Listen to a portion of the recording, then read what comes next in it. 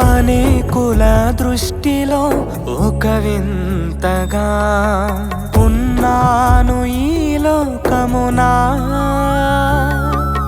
శరీరపు భాగము కృషించిన నడిచాను నీ మార్గమునా. అనేకుల దృష్టిలో ఒక వింతగా ఉన్నాను ఈ లోకమునా. శరీరపు భాగము కృషించిన నడిచాను నీ మార్గం